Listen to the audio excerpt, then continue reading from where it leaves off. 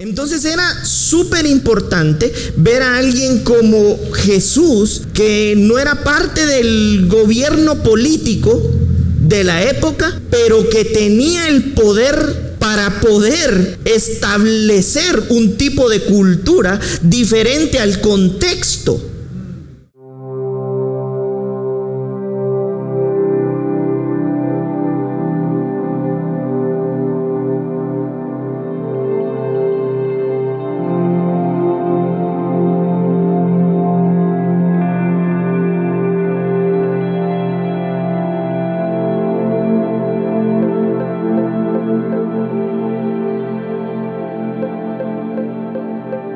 Casa de Fe. Entonces vamos a dar inicio con esta enseñanza a la que le he puesto por nombre o le he titulado Renovándose en Cultura. Yo creo que varios de los que están aquí muy probablemente o nos están viendo o nos van a escuchar después, me han escuchado mucho enseñar acerca de la cultura, porque yo creo que uno de nuestros principales enemigos definitivamente somos nosotros mismos, los que ponemos límites, pero también la cultura que muchos de nosotros hemos absorbido, tenemos como un estilo de vida. Inclusive la cultura se ve expresada a través de nuestros pensamientos. Y la idea de esto es que nosotros podamos experimentar un proceso de renovación en la cultura que está gobernando nuestros corazones. A veces lo dejamos solo por encimita, ¿verdad? Pero creo yo que es importante que logremos poner en perspectiva esta palabra para que nosotros podamos experimentar también este proceso de cambio. Amén. Yo escribí acá, este es como un concepto que yo realicé sobre lo que yo entiendo sobre cultura, y yo escribía que la cultura es un conjunto de acciones vinculadas que producen costumbres, hábitos y formas muy específicas del lugar en donde nosotros nos desarrollamos. ¿Verdad? Y se los vuelvo a repetir, la cultura es un conjunto de acciones vinculadas que producen costumbres, hábitos y formas muy específicas del lugar del desarrollo o del lugar del desarrollo donde pues nosotros hemos crecido, ¿verdad?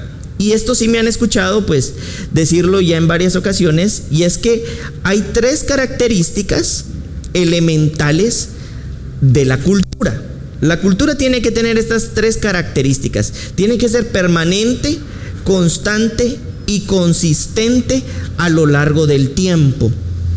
¿Por qué les digo yo esto? Porque nosotros no podemos hablar de cultura o podemos poner en perspectiva la cultura sin darnos cuenta que es una forma de vida, en otras palabras, que todos y cada uno de nosotros expresamos, y nosotros podríamos tener una diferente cultura, llamémoslo así, por el ecosistema, el lugar en donde hemos crecido. Sin embargo, tenemos que entender que cuando nosotros somos llamados al reino para renacer en Cristo y en su reino, también el reino tiene su cultura, tiene sus propios hábitos y tiene sus propias formas y tiene también sus propias acciones, ¿verdad? Y sus propias costumbres. Este no es un tema nuevo, ni siquiera es algo que yo me esté inventando, sino que inclusive en la misma escritura, y quisiera que pudiéramos ir a este evangelio de Marcos capítulo 7, Jesús en algún momento lo mencionó. En el versículo 1, se juntaron a Jesús los fariseos y algunos de los escribas que habían venido de Jerusalén, los cuales, viendo a algunos de los discípulos de Jesús comer pan con manos inmundas, esto es, no lavadas, los condenaban. En otras palabras, tenían su propia cultura, ¿verdad? Por eso es que nosotros lamentablemente, por crecer en un ambiente más religioso que de reino, tendemos a eso, ¿verdad? Estos fariseos de alguna manera tenían su propia cultura religiosa, y al ver que los discípulos comían pues con las manos no lavadas, pues ya estaban bajo la perspectiva de los fariseos condenados. ¿Verdad? En el versículo 3 dice: porque los fariseos y todos los judíos, aferrándose a la tradición de los ancianos, sí, muchas veces no se lavan las manos, no comen.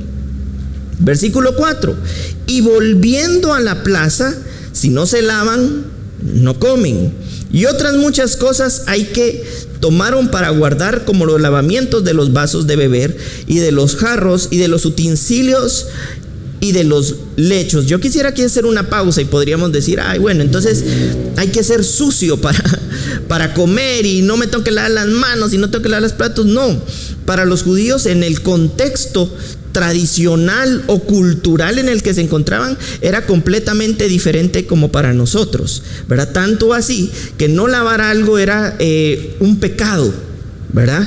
Para nosotros podemos decir: ay, qué pecado no lavarte las manos, pero no es que nosotros condenemos a alguien que no se lave las manos. ¿Sí me explico? Ellos, bajo la ley, sí tenían establecido que esto era considerado como un pecado grave, ¿verdad? Entonces, culturalmente para ellos esto era una ofensa. Entonces vemos que en el versículo 5 dice: le preguntaron pues los fariseos y los escribas: ¿por qué tus discípulos no andan conforme a la tradición de los ancianos, sino que comen pan con manos inmundas?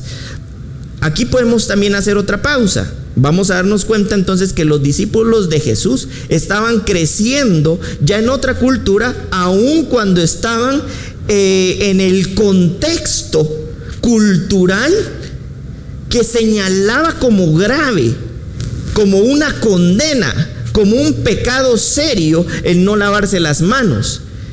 Quiere decir que ya empezamos a ver una rivalidad cultural en este momento. Los discípulos de Jesús ya eran diferentes a los fariseos, ¿verdad? Recordemos que en ese tiempo el fariseísmo no eran solamente gente religiosa, sino, esto se los he comentado, eran políticos. Es el sionismo político religioso. Es decir, ellos, así se llamaba el partido, llamémoslo, ¿verdad? Era un sionismo político religioso que tenía el poder. Ellos tenían poder, un poder grande dentro del gobierno. Es decir, no eran solamente un grupo de personas que se reunían en la iglesia, en la sinagoga, daban un poco de enseñanza y todos se querían mucho, sino por el contrario, ellos tenían el poder del Estado, ¿verdad? Entonces eran protagonistas importantes de este papel cultural. Entonces, cuando ven a Jesús con otra tradición y con otra cultura, pues lo cuestionan, ¿verdad? ¿Por qué tus discípulos son diferentes? Pero aquí también tiene que ver algo muy importante. En este tiempo, quienes ejercían el poder eran quienes de alguna manera regían, decían cómo debía ser la cultura. Quiere decir que este era un poder que no tenían todos, ¿verdad? Entonces era súper importante ver a alguien como Jesús, que no era parte del gobierno político de la época, pero que tenía el poder para poder establecer un tipo de cultura diferente al contexto, ¿verdad?, en donde estaban. Y esto también tiene que a nosotros de alguna manera hacernos como un tipo de clic mental, porque generalmente creemos que necesitamos de lugares muy específicos para poder empezar a transformar los lugares, y nosotros necesitamos de nosotros ser transformados para, no importando el lugar, nosotros transformar primero nuestras vidas y por supuesto entonces nuestros entornos. Y eso estaba siendo evidente con Jesús. Sus discípulos tenían una cultura diferente, tradiciones, costumbres, hábitos. La cultura también involucra muchas formas de pensar, líneas de pensamiento, creencias, convicciones, decisiones, maneras de hablar, ¿verdad? Por ejemplo, en la cultura japonesa, el más pequeño de todos es el que le sirve los alimentos a todos, ¿verdad? Si van a comer, es el más pequeño, el que le sirve la comida a todos, es el servidor de todos, por darles un ejemplo. En nuestra cultura, pues eso no siempre pasa, ¿verdad? Aquí muchas veces es quien tiene más edad, es quien hasta se sienta de último, ¿verdad? Y tal vez nos ha pasado a todos dentro de nuestro entorno, que es: venía a sentarte, venía a comer, mamá, ¿verdad? Porque no se sientan. Allá no pasa eso, allá están sentados y quien sirve son los más pequeños. Por darles un ejemplo, quiere decir que la cultura revela también un lugar de crecimiento, revela también valores, revela también principios, revela también creencias, revela también decisiones, revela también pensamientos, revela también acciones. Y por eso es que nosotros tenemos que lograr dimensionar que el reino es una ciudad espiritual y divina en donde todos y cada uno de nosotros nacemos. Tú pudiste haber nacido en Guatemala, por dar un ejemplo, pero cuando tú naces espiritualmente, tú naces en una nacionalidad espiritual. ¿Sí? Y porque tú naces en una ciudadanía espiritual, tú también tienes que ir conociendo las costumbres de ese lugar espiritual en donde tú naciste. Así como tú conoces también aquellas cuestiones de natales, ¿verdad? De donde también naciste. ¿Sí me explico? Es decir, nosotros nacemos en un lugar territorial, físico, pero también nacimos en un lugar espiritual, el reino, ¿verdad? Esto va a revelar nuestra forma de vida, nuestros pensamientos, nuestras decisiones, nuestras acciones, cuál es el lugar en donde nosotros hemos nacido.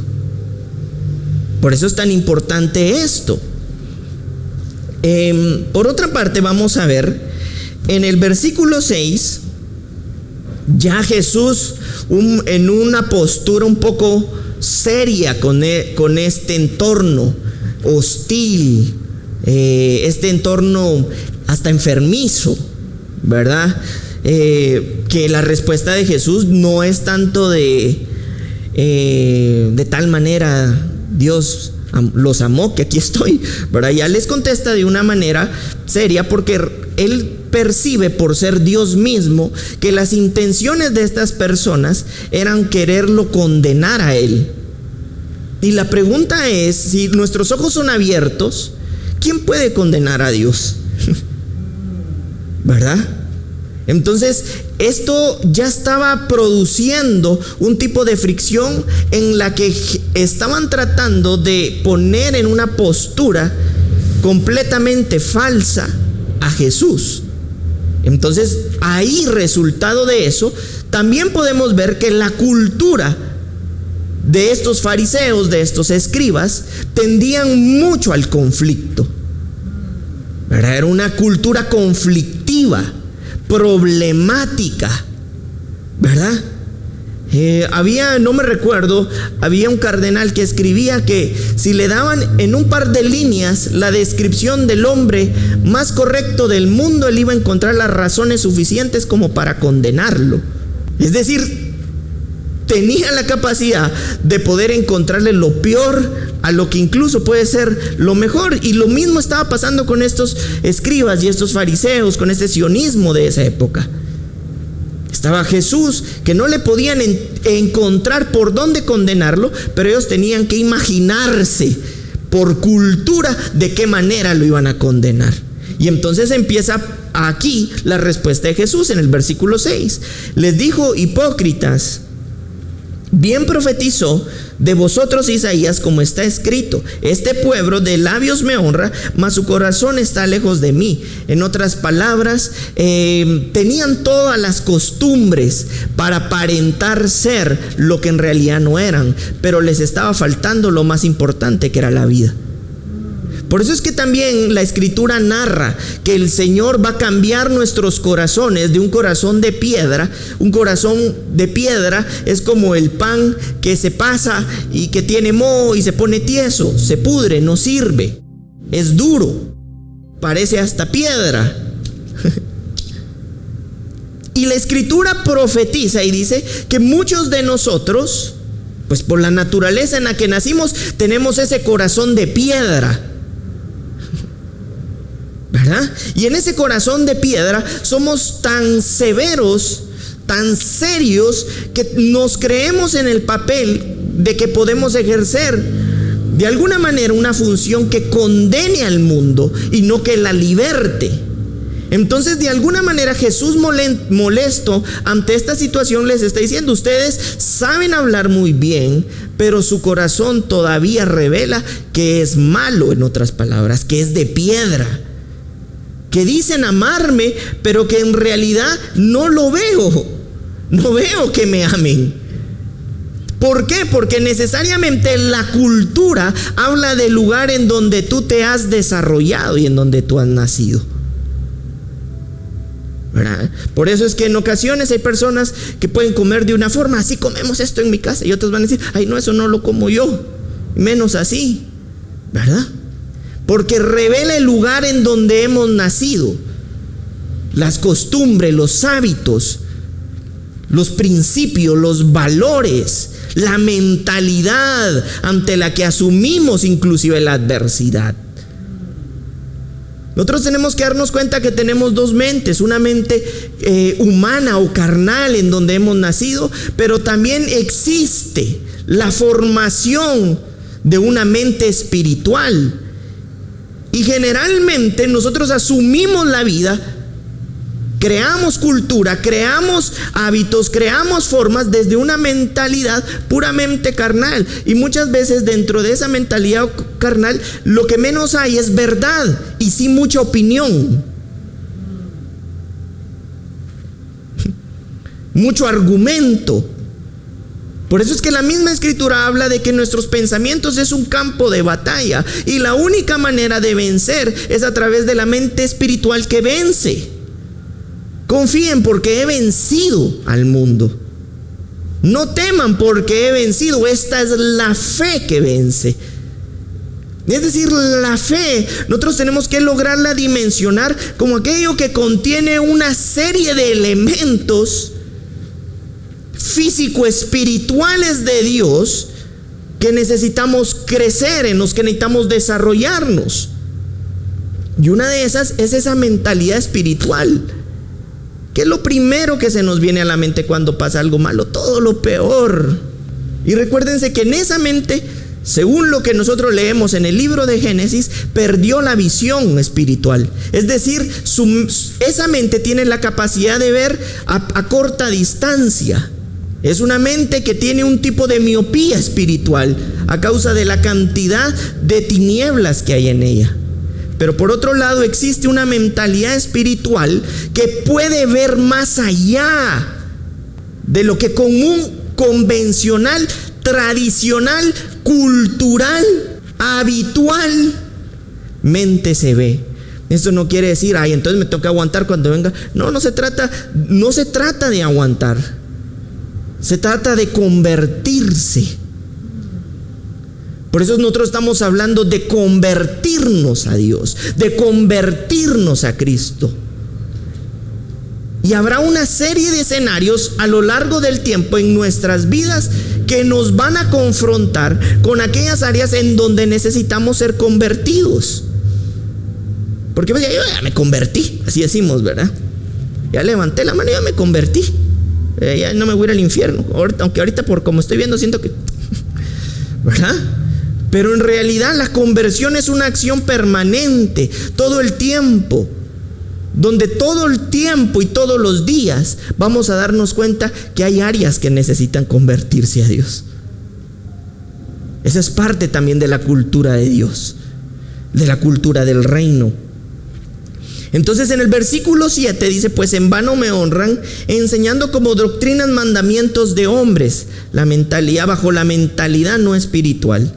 Porque dejando el mandamiento de Dios, os aferráis a la traición de los hombres, los lavamientos de los jarros y de los vasos de beber, y hacéis otras muchas cosas semejantes a estas.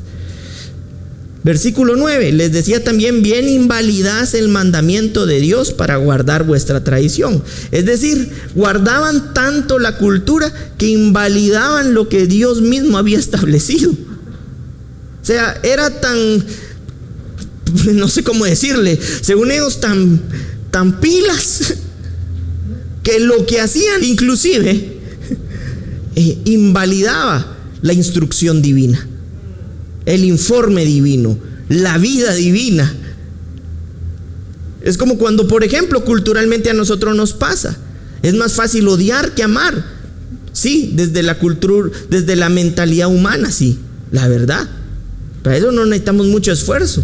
Después estamos viendo cómo salir de ahí, porque ya nos cansamos de tanto odio que hay en nuestras vidas, ¿verdad? Eso no necesita, ahí sí que mayor desafío, llamémoslo así. Pero dentro de la cultura humana, dentro de la cultura de los hombres, eso es normal. Pero dentro de la cultura divina, dentro del pensamiento de Dios, lo que existe es el perdón. Porque el perdón es la evidencia de que estamos en amor. Por eso es que dice la misma escritura que quien no ama, ¿verdad? O sea, no le conoce. Ahí tenemos dos culturas diferentes. Entonces, por eso bajo la cultura humana somos como esto. Somos bien pilas para condenar, invalidando la cultura de Dios, que nos dice que lo correcto es amar. ¿Sí me estoy explicando? Exactamente eso. Ellos eran muy buenos en lo que ellos hacían, tan buenos que hasta Dios, dentro de su perspectiva, estaba condenado, ¿verdad? Entonces vamos a ver en el versículo 13, para no leerlo todo. Entonces dice, esta es como la conclusión: invalidando la palabra de Dios con vuestra tradición que habéis transmitido, y muchas cosas hacéis semejantes a estas. Ay, pastor, ¿usted por qué no sabe lo que a mí me han hecho? Por eso usted habla del perdón, porque a usted no le han hecho nada. En realidad aquí no estamos en este momento como para competir dentro de nosotros a quién nos han hecho qué, ¿verdad? Porque si no, probablemente todos diríamos, ay, sí, pues sí, terminaríamos o muy contentos o algunos muy enojados, algunos otros muy tristes, o algunos otros muy satisfechos de que han sido literalmente procesados y que han logrado experimentar en otra dimensión lo que seguramente desde una vida y una cultura puramente humana no podrían. Pero la idea es que todos en algún momento podamos experimentar este proceso en donde somos transformados como resultado de que estamos creciendo en una cultura que tiene sus propios valores, que tiene sus propias formas, que tiene sus propios hábitos, que tiene sus propias costumbres. ¿Sí me estoy explicando?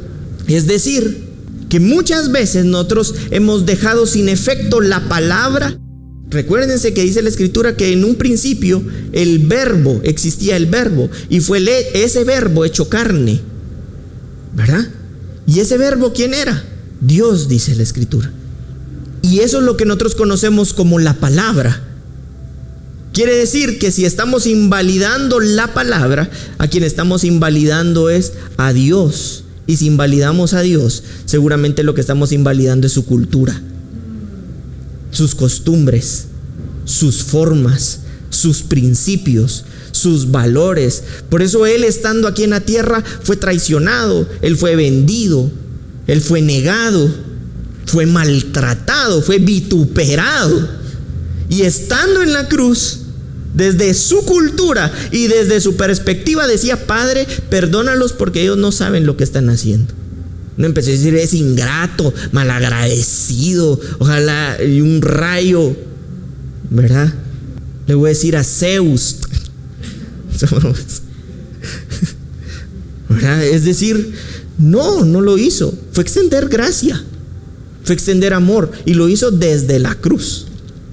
Tanto así que era tanto la condición de pecado que Él estaba asumiendo y absorbiendo, que hay un momento en donde él dice: a consecuencia de este pecado, la condición de pecado, Dios Padre, tú me has abandonado.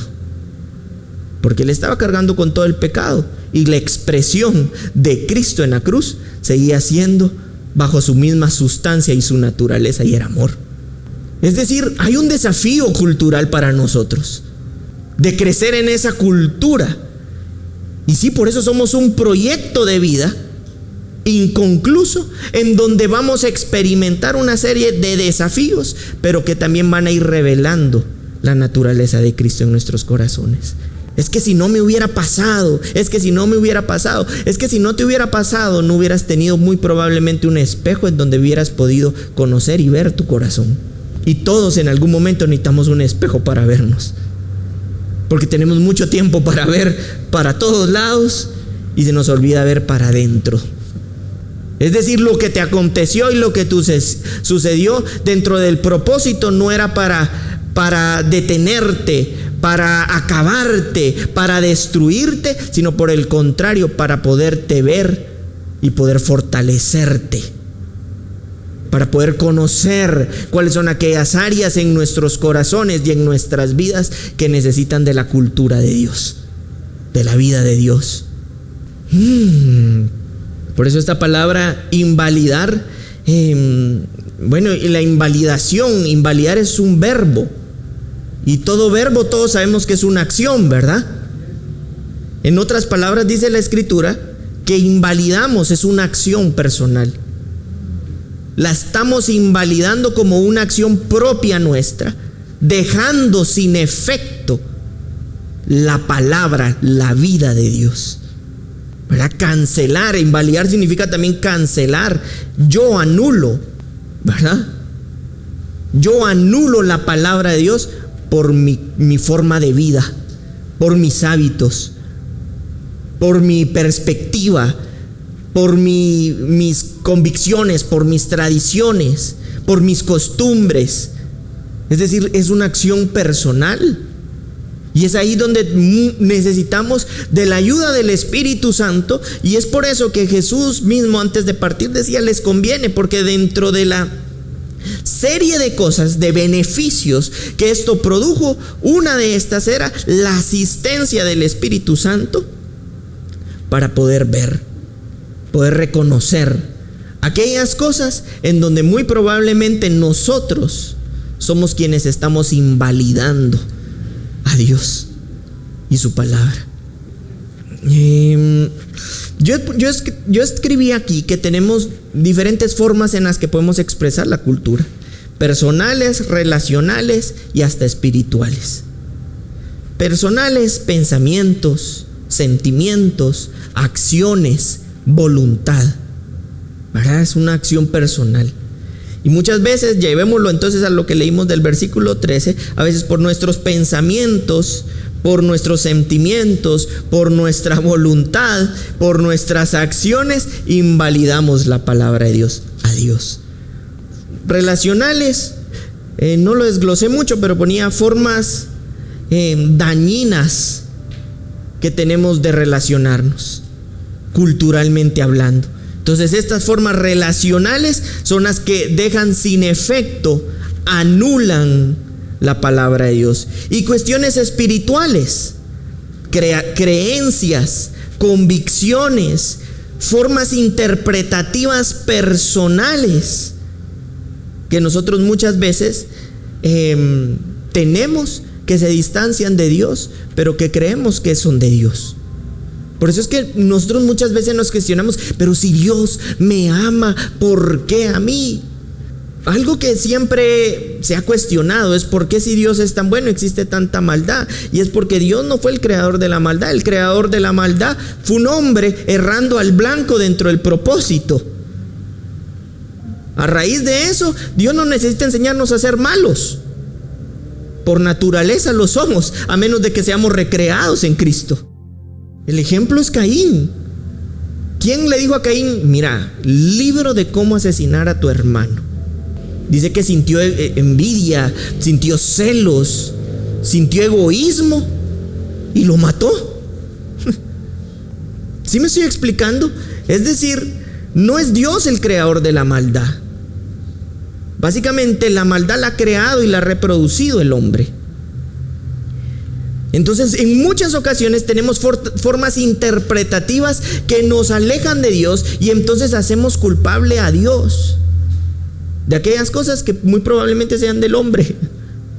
Pero nosotros, más que estar buscando culpables, tenemos que aprender a ser responsables. Tenemos una generación que es muy buena para culpar, no cuesta culpar. Y esto ha sido generacional, como dice aquí la Escritura, esto se ha transmitido. Lo que sucede es que hoy se hace muy visible la manera en la que el hombre se manifiesta culpando a otros y no siendo responsable de sí mismo. A veces ni siquiera somos responsables de lo que decimos. No sé si les ha pasado. Decimos algo que después decimos que no dijimos. Pensamos cosas que sin darnos cuenta después las exteriorizamos y después no nos queremos hacer responsables de lo que dijimos. Y existen hasta por esas razones debates. No me dijiste, no, yo no te dije. Bien, mira ahorita, y como ahora todo queda escrito, aquí lo voy a buscar, vas a ver que, ¿verdad? Porque no podemos ser responsables. Entonces nosotros en lo que debemos crecer esta nueva generación y las que vienen, enseñarle a las nuevas generaciones a ser responsables. Y la responsabilidad también consiste en aceptar de que nos podemos equivocar, pero que también podemos corregir. Hay formas en las que se pueden enmendar cosas. Hay otras que probablemente no, pero hay otras en las que sí podemos ser responsables en corregirlas. Esas también son formas culturales que tenemos, ¿verdad? Yo escribí aquí que la revelación de esta cultura en nuestros corazones produce en nosotros una relación, una comunión con Dios y su cultura y su mundo y su ecosistema y su hábitat y su realidad y su reino y su propósito y su voluntad. Y lo que es revelacional y va produciendo en nosotros una relación, una comunión con lo del Padre, inevitablemente empieza entonces a afectar positivamente las generaciones. Así como dijo aquí el Señor, como lo dijo Jesús, ¿verdad? Lo han invalidado en el versículo 13 por la tradición que habéis transmitido. Así como se puede transmitir la cultura, la tradición que destruye, se puede transmitir una nueva cultura de tradición basada en Cristo, en sus principios, en sus valores, en sus costumbres, en sus formas. Yo no sé si ustedes o soy el único que lo ve, pero si algo nos hace falta hoy en la tierra, en el mundo, en la cuadra de donde vivimos, en la colonia, en la familia, es sabiduría. Es inteligencia espiritual, es perspectiva divina.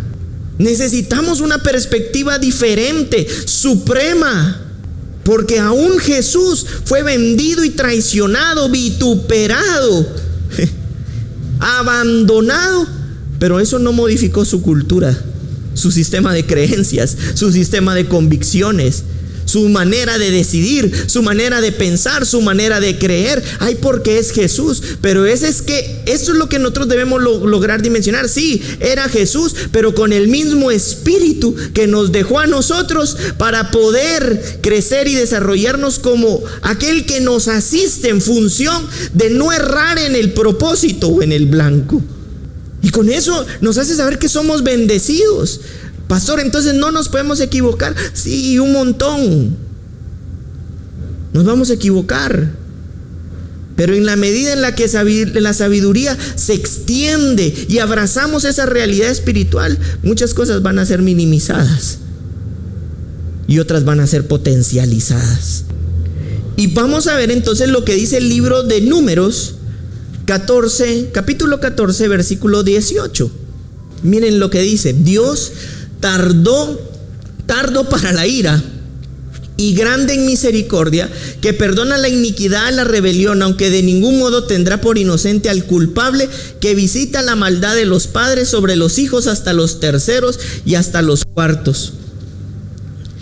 Aquí estamos ante una generación que se había volcado en contra de Dios. Había creado sus propias culturas, sus propias costumbres, sus propias formas. ¿Y saben cómo hemos interpretado esto? Dios es malo, entonces me va a castigar a la hija por mis decisiones. Miren, con todo respeto, o sea, Dios es la suprema inteligencia, pues. No va a estar sacando conclusiones tan absurdas. y hasta en algún momento ridículas por la forma interpretativa que le hemos dado a Dios. ¿Saben cuál es el problema aquí? Generacional, porque culturalmente lo que enseñaron lo van a enseñar.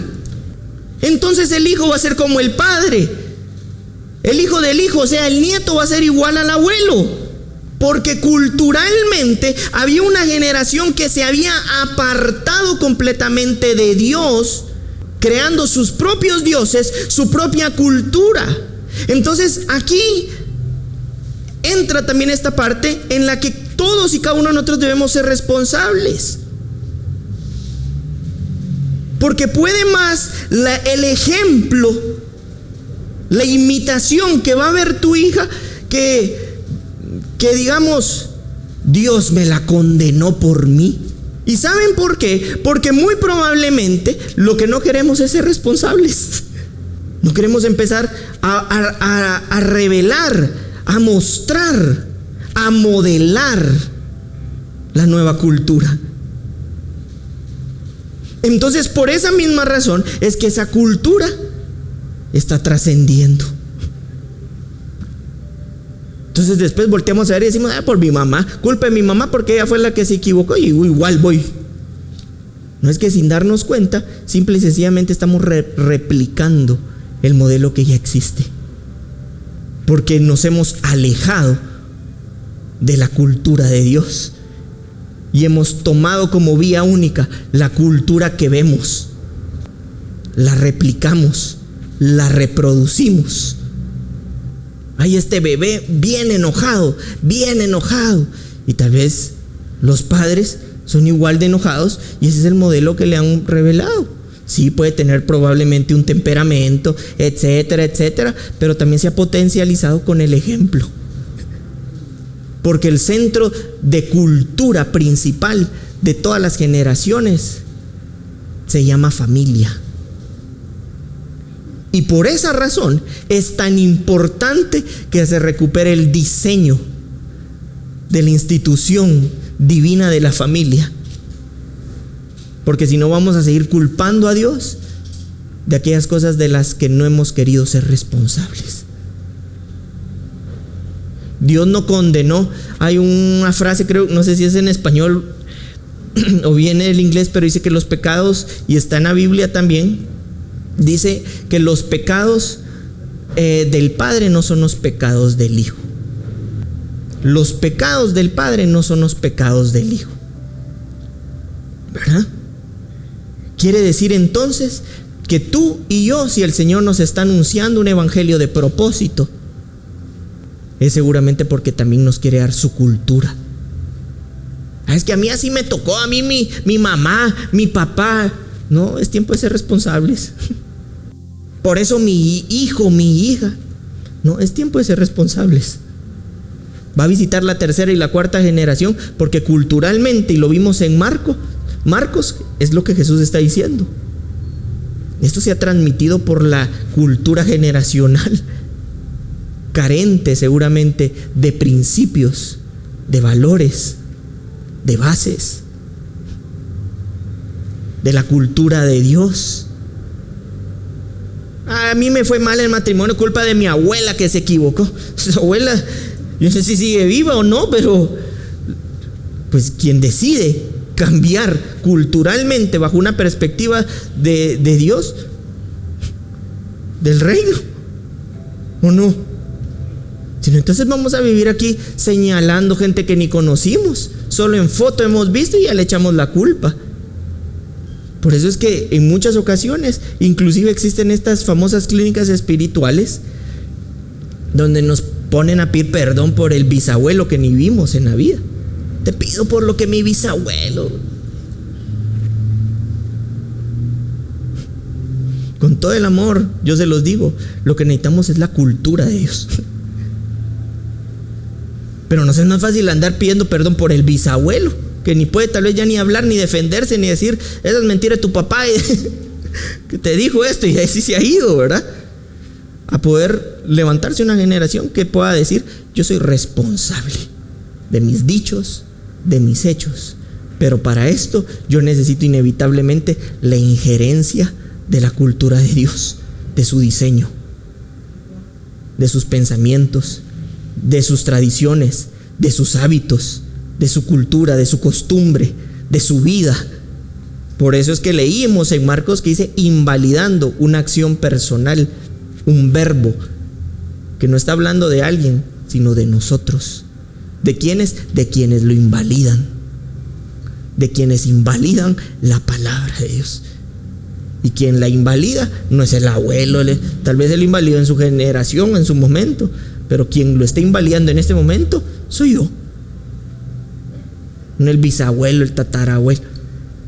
Necesitamos volver al diseño, la responsabilidad del crecimiento espiritual.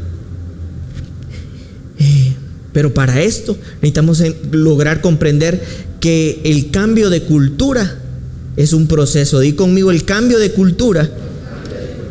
El cambio de cultura es un proceso. Bueno, esto ya no. Por eso nosotros también leemos eso en Números. Pero si ustedes recuerdan, hay un momento en el que hubo un hombre en medio de toda esa generación que se fue por otro lado, completamente por otros dioses, en desobediencia, en orgullo, en insensatez. Hubo un padre de familia que se ha hecho famosísima esta frase, ¿verdad? Que la pegamos en donde se pueda, ¿verdad? Yo y mi casa serviremos al Señor, ¿verdad? Pero en el contexto era precisamente porque él se hizo responsable de que no iba a absorber, llamémoslo así, la cultura que de alguna manera venía a invalidar la palabra de Dios. Hoy el desafío para nosotros es muy probablemente diferente. Tal vez no sea el mismo de Moisés, tal vez no es el mismo del de Noé, no es el mismo de Abraham, no es el mismo de Elías, pero todos ellos fueron desafiados. Y algo que nosotros tenemos que tener como una notificación presente en nuestro corazón es que vivimos en una cultura donde vamos a ser desafiados. Pero también tenemos que tener claro que somos desafiados en esta cultura, pero que nosotros no estamos solos. No andamos solos, no vivimos solos, sino por el contrario, estamos acompañados del propósito que nos equipa y nos ayuda y nos contribuye y nos auxilia para poder avanzar. Estamos viviendo en un tiempo donde el desafío más grande lo tenemos culturalmente a través de todo el humanismo que existe, dentro y fuera de la iglesia. Estamos viviendo un humanismo tremendo. ¿Y qué es lo más fácil? Meterte en el río. Miren ustedes, hay cosas que ni siquiera las hacemos porque entendimos, sino porque es moda. Porque si las entendiéramos, las reflexionaríamos un poco más. Pero estamos en una época posmoderna donde las filosofías, las tendencias, las hipótesis y todo brota como que si nada, no se necesita ni buscar nada y uno ya tiene la información en las manos.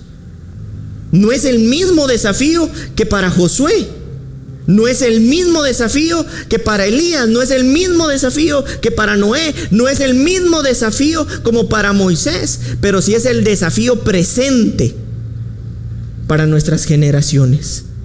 Hemos experimentado, sido traumatizados de alguna manera por la violencia incesante del ser humano, sí, pero estamos en esta tierra y en este tiempo porque también somos hijos de Dios que expandimos la verdad presente en esta tierra. Por eso somos esos baluartes que somos desafiados constantemente.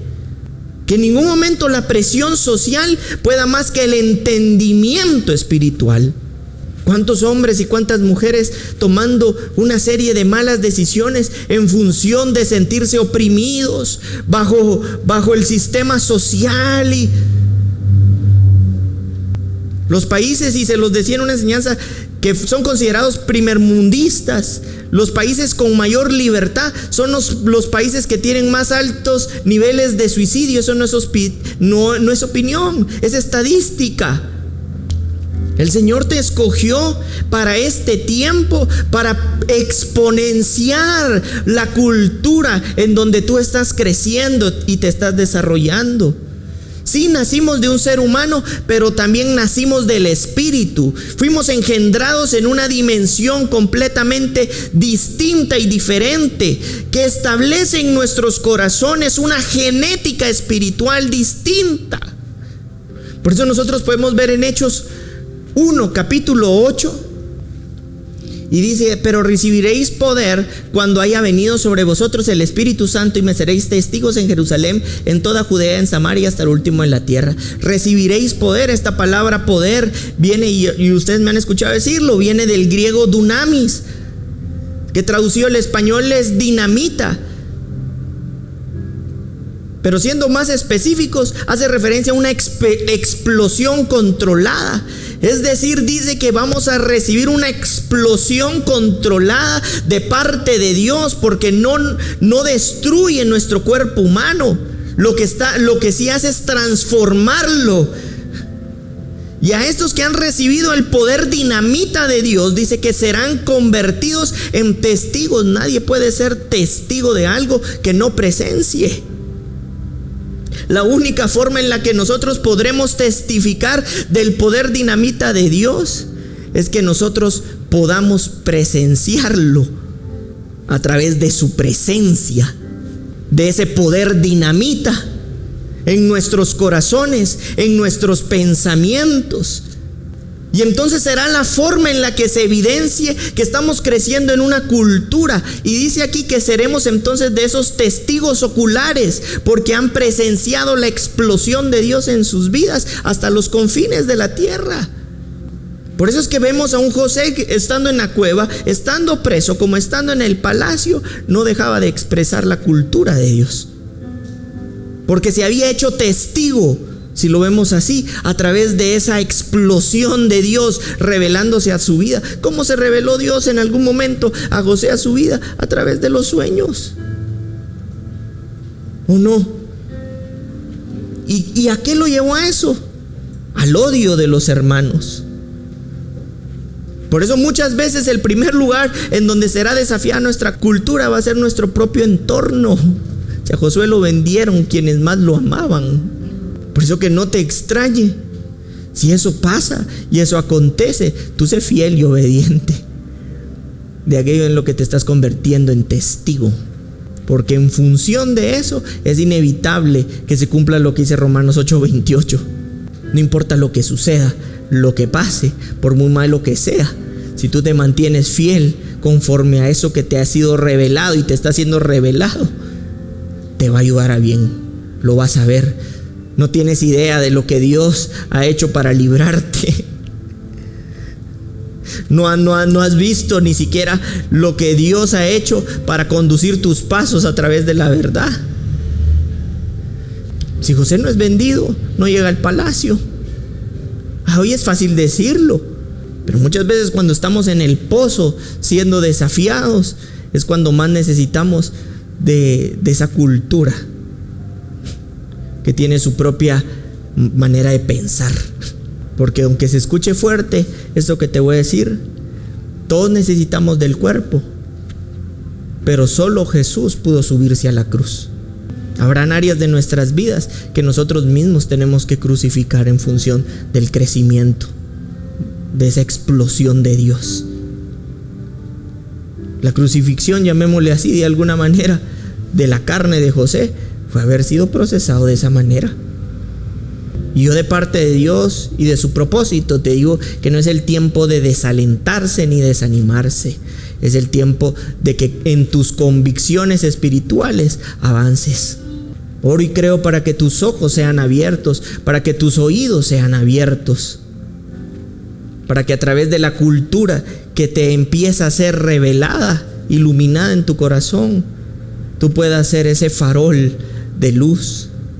Pero te conviertes en ese farol de luz no como tengo que ser, sino porque empieza a ser tanto la luz que hay en ti, que es inevitable que se iluminen lugares, que se iluminen personas, que se iluminen ambientes. Por eso nosotros vemos en la carta a Santiago 4:8, muchos serán purificados mediante el paso por grandes pruebas, dice, y persecuciones, pero los malos continuarán en su maldad, y ninguno de ellos entrará en razón. Solo aquellos que son sabios entenderán lo que todo esto significa. Tenés la otra versión y dice: acercaos a Dios y Él se acercará a vosotros. Pecadores, limpiad las manos, y vosotros los de doble ánimo purificad vuestros corazones. ¿Saben qué significa doble ánimo? Hace referencia a una doble mente.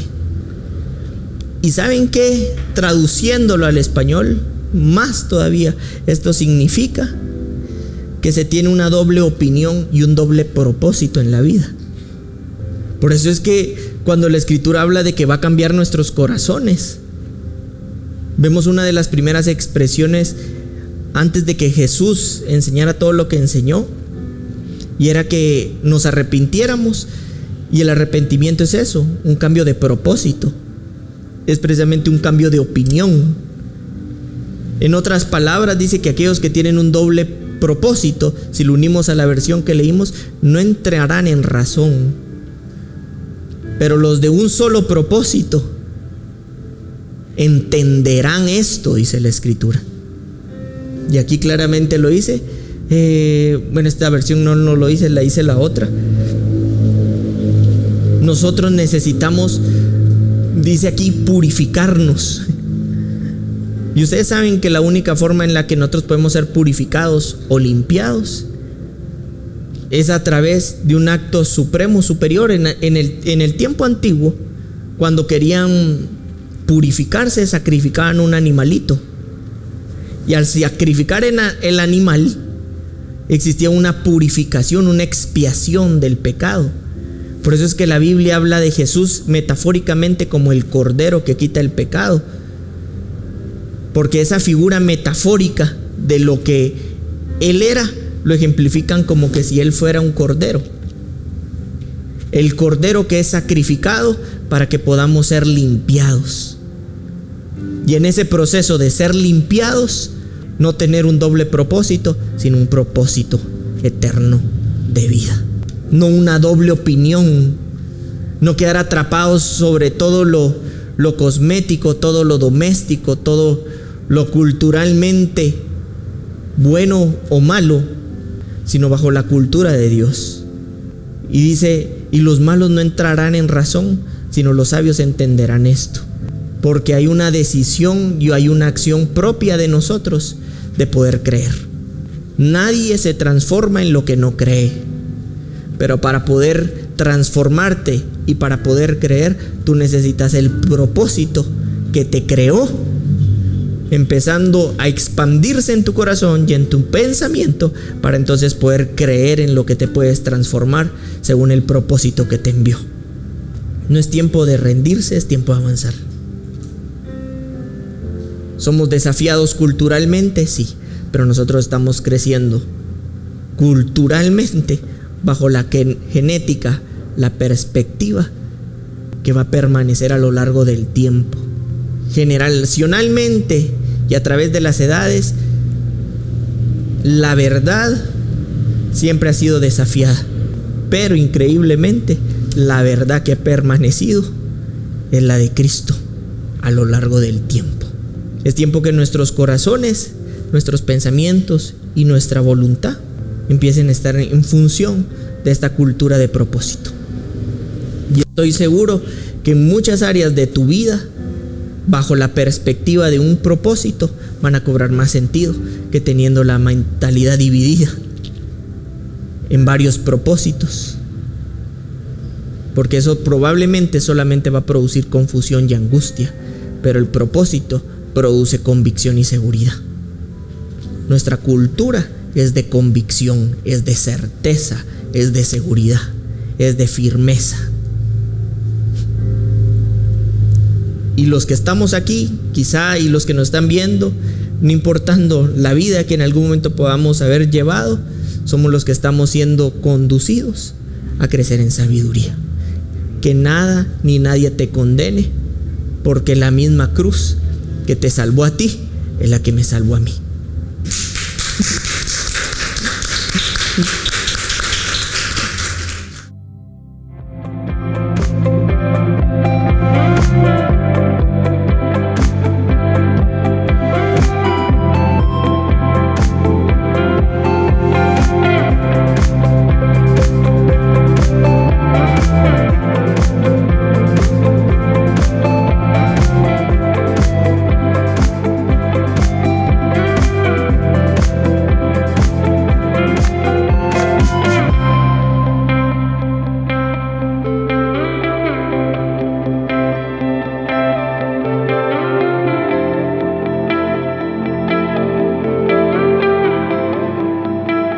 Casa de Fe.